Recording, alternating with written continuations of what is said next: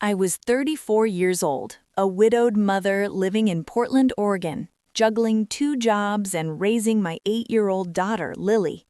Life had narrowed into routines: early mornings, packed lunches, overdue bills, and quiet prayers whispered after Lily fell asleep. I didn't expect miracles anymore. I just hoped for enough strength to keep going. One icy February night, I was driving home from my late shift at a grocery warehouse. Snow fell hard, coating the roads in a dangerous shine. My windshield wipers struggled to keep up as the headlights cut through the swirling white. That's when I saw it. A minivan stalled on the side of the highway, hazard lights blinking weakly. Traffic rushed past without slowing. I hesitated. I was exhausted. Lily was waiting at home with my neighbor, and stopping meant risk. But then I saw the woman inside the van pounding the steering wheel in panic, and a small face in the back seat crying. I pulled over. The cold hit me instantly, slicing through my coat. The van belonged to an elderly man named Walter, his daughter, Marianne, and her 6-year-old son, Theo. Their engine had died completely. No heat, no cell service. I didn't have much, but I had jumper cables, a flashlight, and time. For nearly an hour, I stood in the snow, trying everything I could. My fingers burned numb. Snow soaked my shoes. Finally, I waved down a trucker who helped us push the van farther off the road. We couldn't fix it, but we could make it safe. I called roadside assistance from my phone and waited with them until help arrived.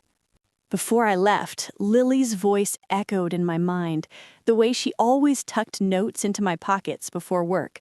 I pulled out one she'd written that morning in crooked letters. "Be brave, Mommy. I love you."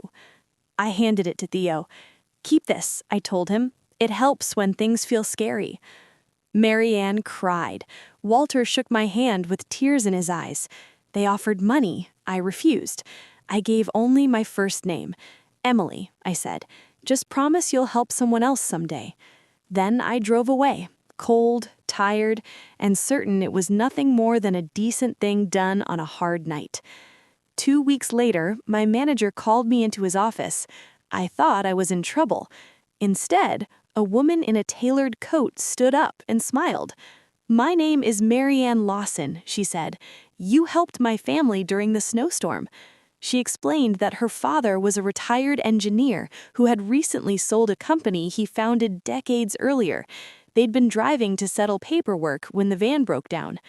That night, she said, had changed something. After years of stress, loss, and disconnection, a stranger had stopped, without obligation. They had searched for me.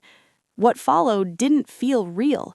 They paid off my remaining student loans, helped me move into a safer apartment closer to Lily's school, connected me with a nonprofit that offered me a stable administrative job with benefits. No more night shifts. But that wasn't what broke me. A month later, Lily came home from school clutching a drawing. It showed a woman standing in falling snow, holding a flashlight. Above it were the words, "Mommy helps people." Years passed. Lily grew confident, safe, unafraid of storms. Walter became like a grandfather to her. Marianne became a friend. Theo kept the note Lily had written, framed on his wall. And I learned something I wish everyone knew. Kindness doesn't always return as money or opportunity. Sometimes it returns as proof that the world is still soft in places, and that choosing courage, even once, can bend an entire future.